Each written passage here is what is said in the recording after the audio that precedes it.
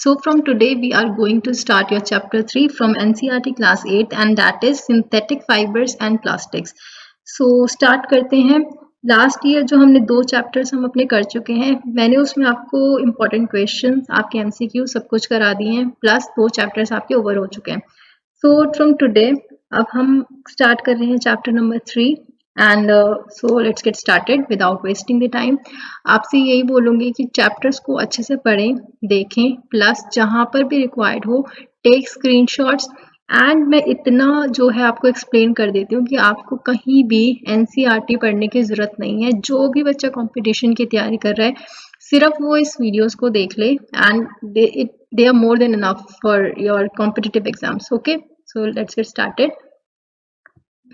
So first of all we'll discuss some basic definitions. कुछ basic definitions है जो हम करेंगे. तो start करते हैं अपनी basic definition से. पहली definition जो है आपकी that is a polymer. In case they ask you कि what is a polymer, तो a long chain like molecules consisting of large number of smaller molecules joined to each other by chemical bonds. ये एक long chain होती है molecules की जिसमें जो large number of बहुत सारे लार्ज नंबर ऑफ छोटे छोटे स्मॉल मॉलिक्यूल्स इकट्ठे जुड़े होते हैं बाय केमिकल बॉन्ड्स. 2 तरीके के बॉन्ड्स होते हैं, one is physical and second is chemical. तो छोटे छोटे मॉलिक्यूल्स की जो है लार्ज चेन बनी होती है लाइक दिस. इस तरीके से स्मॉल मॉलिक्यूल्स की बहुत ही बड़ी चेन बनी होती है and they are combined together और they are joined to each other by a chemical bond. So the second one is non-biodegradable. What is non-biodegradable? The substances which do not compose harmless substance by the action of air, water or bacteria. जो भी substance decompose होने के बाद, decompose मतलब सड़ने गलने के बाद क्या करते हैं, कोई भी हार्मलेस सब्सटेंस प्रोड्यूस नहीं करते, कोई भी हार्मलेस गैस प्रोड्यूस नहीं करते, उनको बोलते हैं नॉन बायोडिग्रेडेबल. फॉर एग्जाम्पल जैसे कि नॉन बायोडिग्रेडेबल कौन से होते हैं, आपकी जो प्लास्टिक है वो होती है नॉन बायोडिग्रेडेबल. जब भी इस प्लास्टिक डिकम्पोज होगी, आपकी सड़ेगी, जब भी उस पर एक्शन होगा हवा का, पानी का या फिर बैक्टीरिया उसको डिकम्पोज करेंगे, तो ये जो प्लास्टिक है ये बहुत ही टॉक्सिक गैसेस प्रोड्यूस करता है, इसलिए इसको नॉन बायोडिग्रेडेबल बोलते हैं. इसी तरीके से और भी आपका वेस्ट होता है जो नॉन बायोडिग्रेडेबल है. Then we have a synthetic fibres. Synthetic fibres वो होते हैं जो मैन मेड फाइबर्स होते हैं फ्रॉम सिंपल स्मॉल मॉलिक्यूल्स. जो मैन मेड फाइबर्स हैं and they are made from small simple molecules. Now we have is insulator. Insulator is substance which do not allow heat and electricity to pass through them. Insulator वो substances होते हैं जो heat को और electricity को pass नहीं करने देते अपने through. Okay, that those are insulators. We have plastic. What is plastic? A polymer which can be molded into any space on heating.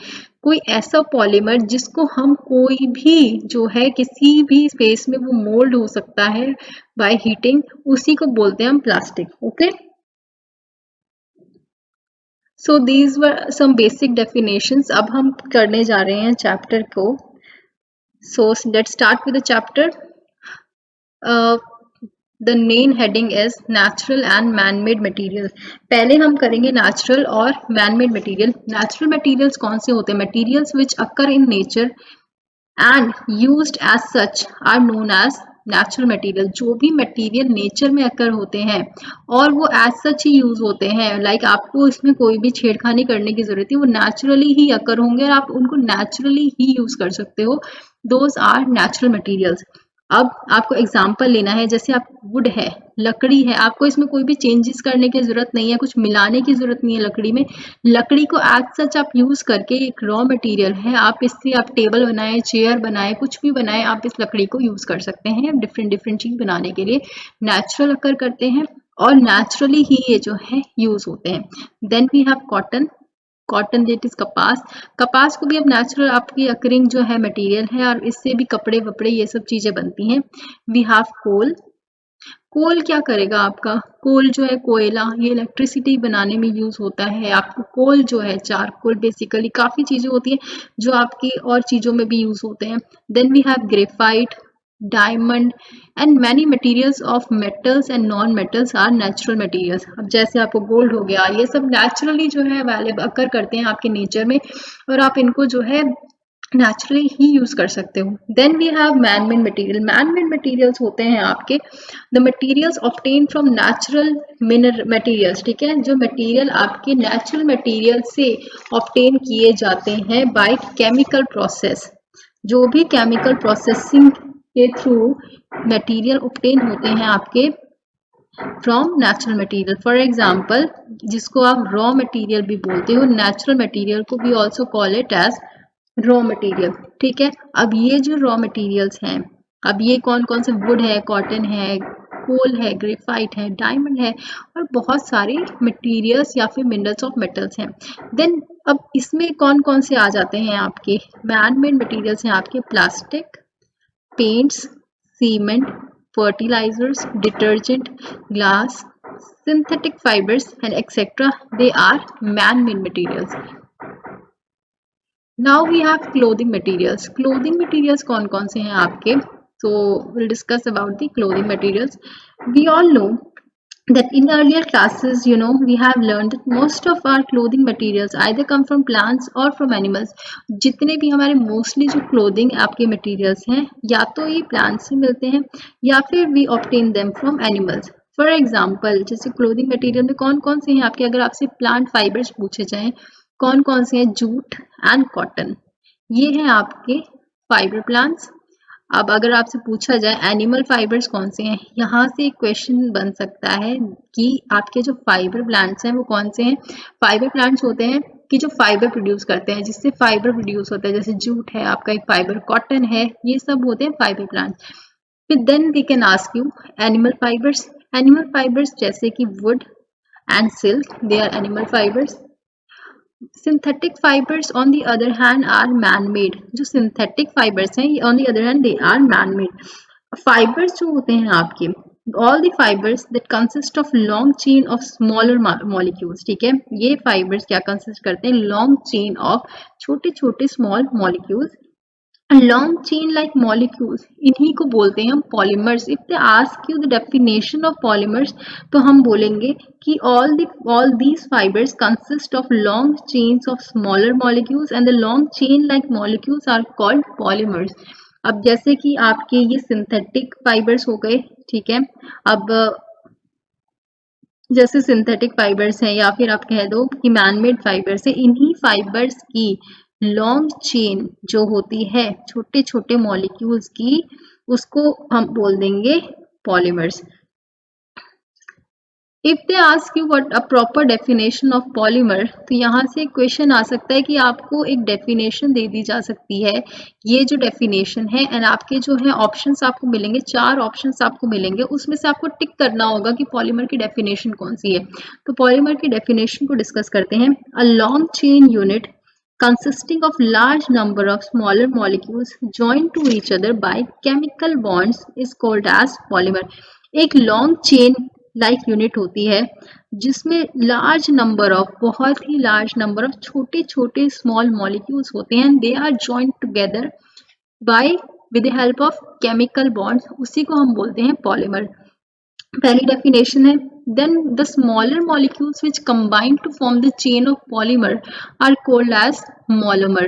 ये देखिए, अगर इन they ask you about the definition of monomers, then monomers होते हैं आपके a smaller molecule which combine to form the chain of polymers, ठीक है, छोटे छोटे molecules which combine to form chain of polymer are known as monomers. For example, अब example लेते हैं। If a simple molecule is A, एक छोटा simple molecule है आपके पास A, then polymer of A is represented by formula. Polymer जो है ये किस फॉर्मूला से रिप्रेजेंट होता है? अगर हमारे पास एक सिंपल मॉलिक्यूल है ए, तो इस तरीके से आपकी एक चेन बनेगी ए डैश ए, ये केमिकल बॉन्ड के थ्रू कंबाइन हुआ, ये सब केमिकल कॉम्बिनेशन के बाद इस तरीके की जो है चेन बनती है, and this is a monomer. Okay, if a simple molecule is A, then polymer of represented by formula. Polymer बनेगा कैसे? इस तरीके से. हमने ऊपर क्या पढ़ा था? The smaller molecules which combine to form chain of polymers. ठीक है, और यहाँ पर हमने एक सिंपल मॉलिक्यूल ले लिया है, तो इस तरीके से ये बनेगा. चलिए, अब फॉर एग्जाम्पल हमने एग्जाम्पल लिए हैं पॉलीमर्स के. द पॉलीमर ऑफ इथीन, अगर हम बात करें polymer of ethene that is ethylene, तो उसका फॉर्मूला क्या होता है? CH2 double bond CH2, ethylene is CH2 double bond CH2. It is called as polythene which may be represented by formula CH2 single bond CH2. Okay, the polymers which occur in nature, अगर जो polymers nature में अकर होते हैं हम उसको क्या बोलते हैं? We call them natural polymers. For example, अब नेचुरल पॉलीमर्स कौन से है? जैसे कि आपकी सेल्यूलोज, सिल्क हो गई, वूल हो गई, प्रोटीन्स हो गए, they are known as natural polymers. अब बात हो गई नेचुरल पॉलीमर्स की. Now will discuss about synthetic polymers. The polymers which are made in laboratories, या फिर जो पॉलीमर्स जिनको लेबोरेटरीज में, फैक्ट्रीज में, स्मॉल मिल्स में बनाया जाता है, उनको बोलते हैं हम क्या? Synthetic polymers. ओके, एग्जाम्पल है आपके सिंथेटिक पॉलीमर्स का nylon, polythene, polyvinyl chloride, rayon, teflon, ये सब है सिंथेटिक पॉलीमर्स. यहाँ से क्वेश्चन 100% बनता है. अब आपसे ये बोला जा सकता है, जैसे आपको यहाँ दे दिया silk, cellulose, then they can give you wool, and the other one is PVC, and इसमें आपको ये पूछ सकते हैं चूज ऑड वन आउट. ठीक है, या फिर they can ask you choose the synthetic polymer in this. तो याद रखना है PVC is a synthetic polymer. अब आपसे मैं यहाँ पर नेचुरल पॉलीमर्स लिख देती हूँ, जल्दी से इसको याद रखना है क्योंकि नेचुरल पॉलीमर्स के ऊपर क्वेश्चंस आता ही आता है. तो cellulose, silk, then we have wool, protein, they are natural polymers. And if they ask you about the synthetic polymers, so this nylon, and we have polythene, polyvinyl chloride, that is short form is PVC, rayon and Teflon. ये जो rayon वाला question है विच ये आया भी हुआ है आपके हर पेपर में, SSC के पेपर में बहुत बार पूछा गया है कि रेयन जो है सिलेक्ट द सिंथेटिक पॉलीमर, तो उसमें ऑप्शंस में रेयन था तो आपको रेयन टिक करना था. तो ये सब है आपके nylon, polythene, PVC, rayon, Teflon, these are synthetic polymers. So raw materials जो हमारे यूज होते हैं फॉर मेकिंग सिंथेटिक फाइबर्स वो कौन से होते हैं? We know that all synthetic fibres are obtain from small organic molecules और फ्रॉम देयर सुटेबल कंपाउंड्स. हम सभी को पता है कि जो आपके सिंथेटिक फाइबर्स हैं वो कैसे ऑब्टेन होते हैं आपके? by small organic molecules or from their suitable compounds, right? So these small molecules, they are obtained from petroleum and natural gas. जितने भी synthetic fiber हैं ये ऑब्टेन किए जाते हैं आपके स्मॉल ऑर्गेनिक मॉलिक्यूल से और फ्रॉम सुटेबल कंपाउंड्स. ठीक है, देन दी स्मॉल मॉलिक्यूल्स, जो छोटे छोटे मॉलिक्यूल्स हैं ये कहाँ से हमें ऑब्टेन होते हैं? अब ये जो स्मॉल ऑर्गेनिक मॉलिक्यूल्स हैं ये हम ऑब्टेन करते हैं आपके पेट्रोलियम और नेचुरल गैस से, petroleum and natural gas. For example the compounds which are used as raw materials for making synthetic polymers, this is polymers या फिर सिंथेटिक फाइबर्स या फिर synthetic plastic. If they ask you raw materials for making synthetic fibers, अगर आपसे example पूछें कि आपके कौन कौन से रॉ मटेरियल्स आप यूज कर सकते हो, तो एग्जाम्पल्स आपको याद रखने हैं methane, methanol, ethane, ethanol, ethene, propene, ethyne, butene and vinyl chloride. ये सब जो रॉ मटेरियल्स हैं वो आप यूज कर सकते हो फॉर मेकिंग सिंथेटिक फाइबर्स. चलिए अब थोड़ी सी हम क्या करेंगे, डेफिनेशंस फिर से पढ़ लेते हैं और डेफिनेशंस के बाद आपको सिर्फ क्या करना है, जैसे मैं आंसर बताऊंगी आपको उस टाइम में पॉज करना है और खुद से आंसर जो है बताना है. A specific sample of matter, उसको क्या बोलते हैं? Specific sample of matter is called as material. Material जो होता है it may be natural occurring और मैन मेड. ठीक है, जो आपका मटेरियल है या तो वो नेचुरल अकरिंग हो सकता है और it can be a man made. Man made होते हैं आपके synthetic. Then we have a long chain of molecules consisting of large number of simple smaller molecules joined together to each other by chemical bond. Large chain बनी होती है, ठीक है, and जो आपके मॉलिक्यूल्स होते हैं large number of, large chain large number, इस तरीके की बहुत लार्ज चेन होगी और बहुत सारे large number of smaller molecules आपके जॉइंट होंगे, कैसे, by chemical bond, chemical bonds के थ्रू जो है केमिकली ये इकट्ठे कंबाइन होते हैं एक large chain of smaller molecules, chemical bonding के थ्रू ये जो जॉइन होते हैं इकट्ठे, एंड इसी को हम बोलते हैं polymer. The smaller molecules which combine together to form a polymer. अब ये हो गया क्या, ये हो गया आपका पॉलीमर की डेफिनेशन। जो स्मॉल मॉलिक्यूल्स कंबाइन करते हैं टुगेदर टू फॉर्म पॉलीमर्स, उनको क्या बोलते हैं हम, मोनोमर्स। इन्हीं स्मॉल मॉलिक्यूल्स को हम बोलते हैं monomers. The small molecules which form long chain due to polymerization are obtained from petroleum and natural gas. जो ये small molecules long chain बनाते हैं due to polymerization, ये आपके obtain कहाँ से करते हैं, हम इसको petroleum and natural gas से हम इसको obtain करते हैं। Now we'll discuss further. उससे पहले हम 3-4 questions कर लेते हैं। Name one each of natural and man-made material. Natural और मैन-मेड मटेरियल बता दो जल्दी से, कोई भी एक। तो नेचुरल मटेरियल है आपका वुड हो गया, ठीक है, रबर हो गई, ये सब नेचुरल है आपके। अगर आपसे बोला जाए मैन-मेड मटेरियल तो chair table, can be anything, man-made तो कुछ भी हो सकता है। What are the long chain like molecules made from smaller molecules called? Long chain of like molecules made from smaller molecules. एक long chain बनी होती है molecules की made from smaller molecules, उसको बोलते हैं हम polymer. टू सिंथेटिक पॉलीमर्स हमने डिस्कस करने हैं। टू सिंथेटिक पॉलीमर्स कौन कौन से आपके, nylon and the one is rayon. Synthetic polymers मैंने आपको लास्ट स्लाइड में कराए थे, please go through that. 6 synthetic polymers थे, हमने डिस्कस करे थे, so you have to see that. अगर आपसे पूछें 2 एग्जाम्पल, तो 2 एग्जाम्पल में आप रेयॉन, नाइलॉन ये सब दे सकते हैं। टेफ्लॉन, टेफ्लॉन 6 तरीके के मैंने आपको बताए थे, तो आप वो कर लें। What is the source of smaller molecules which are used in making synthetic polymers? ये जो source है smaller molecules का which are used in making synthetic polymers, उसको बोलते हैं monomers. Okay, चलिए आगे चलते हैं। So first of all we'll discuss about the rayon. What is this rayon? It is a synthetic fiber. Synthetic fiber कौन से होते हैं? अब fiber होता क्या है basically? It is a thread like thin and long material. अब fibre पहले हम करते हैं, हमने जो डिस्कस किया था, एक होता है synthetic fibre, synthetic fibre and other one is man made fibre. Okay, in case of your synthetic fibres we have nylon, rayon, then we have Teflon, और इस तरीके से 6 जो आपके फाइबर्स हैं, दीज आर सिंथेटिक फाइबर्स। अब fibre की in case they ask you the definition of this fibre, what is this fibre. अब फाइबर होता है एक thread like thin long material, एक थ्रेड की तरह ना, एक थिन लॉन्ग मटेरियल होता है जिसे हम बोलते हैं fibre.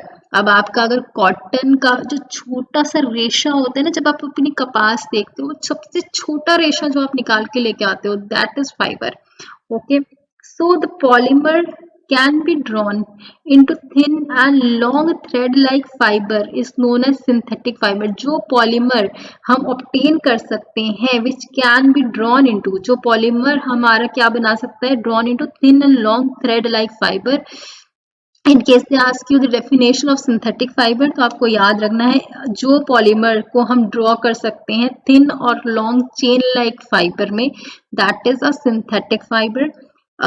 Examples of your synthetic fibres, rayon, nylon, terylene, these are all synthetic fibres, और we can say these are all man-made fibres. पहला जो फाइबर हम डिस्कस करेंगे वो है आपका रेयॉन। रेयॉन के बारे में सारी चीज हम डिस्कस कर रहे हैं। ये चीजें डिस्कस इसलिए हो रही हैं बिकॉज इसमें से क्वेश्चन 110% बनता ही बनता है। पहला आपको याद रखना है कि ये जो रेयॉन है, पहला क्वेश्चन बनेगा कैसा फाइबर है या फिर कैसा मटेरियल है, it is a synthetic fibre और या ठीक है, ये याद रखना है सिंथेटिक फाइबर है ये। दूसरा आपको याद रखना है कि अब रेयन में बात करते हैं, रेयन बना कब था? It was prepare towards the end of 19th century, जब एंड ऑफ 19th सेंचुरी था तब हमारा जो है रेयन बना था। रेयन का it is cheaper than silk, पहला होता है, पहला है इसका, it is cheaper than silk. Okay अगर आपसे यहाँ एक क्वेश्चन बनता है क्या कि आर्टिफिशियल सिल्क किसे बोला जाता है? Artificial silk, so this rayon is an artificial silk. Okay एक क्वेश्चन यहाँ से पक्का बन सकता है आर्टिफिशियल सिल्क के बारे में। अब है आपका कि rayon has a silky texture, rayon का जो होता है सिल्की टेक्सचर है, that is why rayon is also known as artificial silk. अगर आपसे पूछा जाए, वैसे पूछा नहीं जाएगा कि रेयन को आर्टिफिशियल सिल्क क्यों बोलते हैं, because rayon has a silky texture, बहुत ही सिल्की टेक्सचर होता है, इस वजह से इसको क्या बोलते हैं हम? Artificial silk. रेयन बना कैसे होता है? रेयन बना होता है आपके made from cellulose obtain from wood pulp, जो आपका वुड पल्प होता है, वुड में जो पल्प है आपका वुड पल्प, उसमें से जो सेल्यूलोस निकलता है तो उसी में जो है आपका रेयन मिलता है, हमें वहीं से जो है अपना रेयन मिलता है। I hope it is clear. एक पॉइंट है, अगर आपसे पूछा जाए सिल्क और रेयन में से कौन सा ज्यादा महंगा है, तो रेयन जो है आपका सिल्क से चीप होता है। It can B died in many colours and can be woven like a silk fibre. इस रेयन के कपड़े को, रेयन को हम बहुत ही अलग अलग कलर्स में जो है डाई कर सकते हैं और it is woven like a silk fibre. Okay so then आपसे ये पूछा जाएगा कि आप रेयन को डायरेक्टली यूज कर सकते हो, तो रेयन को जब हम मिक्स करते हैं, ब्लेंड करते हैं विद कॉटन, उस तरीके से हमें वो जो कपड़ा है वो मिलता है। यूजेस कर लेते हैं, कहाँ कहाँ पर यूज होता है आपका rayon? In textile industry for making fabrics, textile industry में यूज होता है फैब्रिक्स बनाने के लिए। इन मैन्युफैक्चर ऑफ कारपेट्स, जो आपके नीचे कपड़े बिछाए होते हैं जमीन पे, कारपेट, उनको मैन्युफैक्चर करने में आपका रेयन का यूज होता है। Then for the manufacture of tyre cord, जो टायर में रबर जो कॉर्ड लगी होती है, it rayon is also use for making tyre cords and for making bandages and surgical dresses, जो आपकी बैंडेज लगती है ना और जो सर्जिकल ड्रेसेस बनती हैं वो भी आपके किस चीज से बनती हैं? रेयन से। तो अब आपको समझ में आ गया होगा कि मैं कौन से कपड़े की बात कर रही हूँ, कि रेयन किस टाइप का कपड़ा है। ओके चलिए नेक्स्ट जो हमारा सिंथेटिक फाइबर है, it is nylon, very important. Nylon जो है it is a synthetic fibre made of simple chemicals obtained from coal. It is a synthetic fibre, we all know nylon एक synthetic fibre है, made from, कैसे बना होता है? It is made from simple chemicals obtained from coal, right. चलिए so अगर आपसे पूछा जाए कि क्वेश्चन आ जाए कि which fibre is obtained from coal, तो कोल से मिलता है आपको नायलॉन। वुड पल्प के सेल्यूलोस जो होता है, सेल्यूलोस इन वुड पल्प, इससे क्या मिलता है आपको? रेयन। क्या रेयन को हम डायरेक्टली यूज कर सकते हैं? नहीं, रेयन का कपड़ा डायरेक्टली नहीं, रेयन प्लस कॉटन को मिक्स करके हम एक जो है कपड़ा बनाते हैं। ये रेयन कहाँ कहाँ पर मिलता है? ये जो आपके बैंडेजेस हैं, ठीक है, जो आपके सर्जिकल क्लॉथ्स हैं, देन ये सब होता है आपका रेयन में। नायलॉन के बारे में डिस्कस कर रहे थे, तो नायलॉन जो है आपका, it is a first fully synthetic fibre. Again a question can be asked from here कि फर्स्ट फुली सिंथेटिक फाइबर कौन सा है, तो पहला फुली सिंथेटिक फाइबर है आपका नायलॉन। प्रॉपर्टीज क्या है नायलॉन की, ये देख लेते हैं। कुछ प्रॉपर्टीज है नायलॉन की, क्या? They are very strong, nylon fibres बहुत स्ट्रॉन्ग होते हैं, इलास्टिक होते हैं, लस्ट्रस होते हैं, can be drawn into thin fibres. ये जो नायलॉन है it can be drawn into thin fibres, does not absorb water, nylon does not absorb water, so it is easy to wash. ठीक है, water absorb नहीं करता, easy to wash होते हैं, wrinkle resistant होते हैं, इस एब्रेशन रेजिस्टेंट, एब्रेशन भी नहीं होता इसमें, रिंकल रेजिस्टेंस मतलब सिलवटें नहीं पड़ती नायलॉन के कपड़े में। अब कई कपड़े आपने देखे होंगे कि ऐसे कपड़े होते हैं वो जैसे भी आप उसको रख दोगे, आप उसको उठा के दोबारा पहन लोगे, उसमें कोई सिलवट नहीं पड़ेगी, कोई भी प्रेस करने की आपको जरूरत नहीं है। सिमिलरली एब्रेजन रेजिस्टेंट होते हैं वो। Nylon is not attacked by fungus या मॉथ, जैसे कि आपके कॉटन के कपड़ों में फंगस लग जाता है या फिर मॉथ लग जाता है, नाइलॉन के कपड़ों में वो सब नहीं लगता। It is not attacked by a fungus और योर मॉथ। नाइलॉन जो है it is insoluble in all common solvents, जितने भी आपके कॉमन सॉल्वेंट्स हैं उसमें नाइलॉन जो है वो इनसॉल्यूबल होता है। ओके, यूजेस ऑफ नायलॉन देख लेते हैं कि नायलॉन की यूजेस क्या क्या हैं। पहला, for the manufacture of quotes, quotes में जो है कोट्स को मैन्युफैक्चर करने के लिए आपका नायलॉन का यूज होता है। फैब्रिक्स को मैन्युफैक्चर करने के लिए नायलॉन का यूज होता है। And then we have ropes, in manufacturing of ropes also use nylon. दूसरा, इफ दे आस्क यू कि जो हमारे फिशिंग नेट्स बने होते हैं, आपके पैराशूट रोप्स बनी होती है, किस मटेरियल से बनी होती है, तो ये सब बनी होती है आपकी नायलॉन से। For fabricating sheets and bristles for brushes, जो ब्रिसल्स बनते हैं, ब्रश होते हैं, टूथ ब्रश होते हैं, उसके ब्रिसल्स होते हैं, वो भी नायलॉन से बने होते हैं। फैब्रिकेटिंग शीट्स होती हैं वो भी नायलॉन से बनी होती हैं। साड़ी, जो कई साड़ी होती है नायलॉन वाली, वो बनी होती हैं। सॉक्स जो है कई, वो हमारे नायलॉन से बनी होती है। नेक टाई जो होती है, जो नेक में पहनने की टाई होती है, वो नायलॉन से बनी होती है। आपकी इलास्टिक हॉजरी, हॉजरी जो पहनते हैं ना, elastic hosiery, that is made from nylon. machine parts, they are made from nylon. Okay, and if they ask you about the uses of nylon, so ये मैंने uses लिख दिए हैं, kindly take a screenshot of this. Polyester, the second synthetic fiber is polyester. Polyester जो है आपका, जैसे कि आपके टेरिलीन है, डेक्रॉन है, टेरीन है, they are polyester fibers. If they ask you about polyester fibers, you should know teriline, Dacron and terene, T-E-R-E-N-E, they are polyester fibers. A polyester fiber, it is made from petroleum products. क्या पढ़ा था हमने? जो rayon था वो wood pulp से बना था। नाइलॉन जो था वो आपका बना था कैसे? इट्स अ फर्स्ट जो है synthetic fibre, it is made from chemicals obtain from coal. ये वुड से बना, ये कोयले से बना, और ये जो आपका पॉलिएस्टर है ये बनेगा, ये बना है आपका बाय पेट्रोलियम प्रोडक्ट से, petroleum products. Okay, polyester is made from petroleum products. अब पॉलिएस्टर है ये बनता कैसे है? It is prepared by reaction leading to formation of ester bond between repeat units. जो पॉलिएस्टर है ये प्रिपेयर होता है, रिएक्शन जो लीड करता है फॉर्मेशन ऑफ ईस्टर बॉन्ड, एक ईस्टर बॉन्ड बना देता है between the repeat units. Okay, properties हैं आपकी, जो पॉलिएस्टर की प्रॉपर्टीज हैं वो क्या क्या है? पहला, पॉलिएस्टर फाइबर जो होते हैं they are quite strong, so these fibres are made from polyester, last long. जो फाइबर्स पॉलिएस्टर से बने होते हैं they last longer. Polyester fibre जो होते हैं एब्जॉर्ब वेरी लिटिल वाटर, जो पॉलिएस्टर फाइबर्स हैं ये बहुत ही कम पानी जो है सोखते हैं। देयरफॉर जो क्लॉथ्स इनसे बने होते हैं they are quick dry after washing.